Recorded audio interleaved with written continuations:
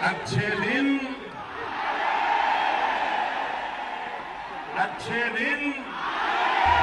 हम जानते हैं इस व्यक्ति का नाम सुनकर कुछ लोग तो गुस्से से लाल हो गए होंगे, क्योंकि लोगों को 11 साल पहले ऐसे ही बेवकूफ बनाकर ये लोग सत्ता में आए थे और सत्ता में आने के बाद इन लोगों ने देश के साथ क्या कुछ किया वो बच्चा बच्चा जानता है। लेकिन क्या आप जानते हैं अब वाकई में देश के अंदर अच्छे दिन आने की संभावनाएं बढ़ गई हैं। ऐसा इसलिए प्रधानमंत्री मोदी जाने वाले हैं और अच्छे दिन आने वाले हैं। दरअसल ये बात उठी RSS प्रमुख मोहन भागवत के बयान से, जब 9 जुलाई को नागपुर में RSS विचारक की किताब के विमोचन कार्यक्रम में मोहन भागवत ने कहा कि जब आप 75 के हो जाएं तो आपको किसी और को मौका देना चाहिए। मोहन भागवत ने तो यहाँ तक कह दिया कि आपको जब 75 साल वाली शॉल उड़ाई जाती है तो इसका मतलब यही होता है कि आपका टाइम आ गया है और अब बाजू वाले को करने देना चाहिए। मग ते असं म्हणाले 75 वर्ष का आपने किया, लेकिन मैं इसका अर्थ जानता हूँ।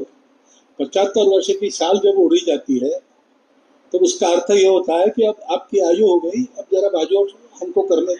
अब मोहन भागवत के इस बयान के कई मतलब निकाले जा रहे हैं, लेकिन हम आपको बताते हैं असल में यहाँ माजरा क्या है। दरअसल अब से ठीक 2 महीने बाद यानी 17 दिसंबर को प्रधानमंत्री नरेंद्र मोदी 75 साल के हो जाएंगे और भाजपा का संविधान कहता है कि जब आप 75 के हो जाते हैं तो भाजपा का संविधान ऐसे लोगों को लड़ने की अनुमति नहीं देता और इसी नियम के तहत मोदी के लिए खतरा साबित होने वाले भाजपा के सभी नेताओं को निपटाया गया, जैसे लाल कृष्ण आडवाणी, मुरली मनोहर जोशी, जसवंत सिंह, लालजी टंडन, ऐसे सभी लोगों को इसी नियम के तहत निकाला गया। लेकिन आपको क्या लगता है, क्या मोहन भागवत खुले मन से PM मोदी को हटाने के आदेश दे सकते हैं? तो ऐसा बिल्कुल नहीं है। यहाँ समझने वाली बात ये है कि मोदी के 75 का होने से ठीक 8 दिन पहले RSS प्रमुख मोहन भागवत भी 75 के होने वाले हैं और इसीलिए सटीक समय पर उन्होंने ये बात रखी। मतलब हम तो डूबेंगे ही, तुम्हें भी साथ ले डूबेंगे। असल में मोहन भागवत खुद तो जाना ही चाहते हैं, लेकिन अकेले नहीं, मोदी जी को साथ लेकर।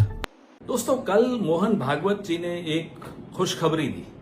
अक्सर वो खुशखबरी देने के लिए नहीं जाने जाते, लेकिन कल दी।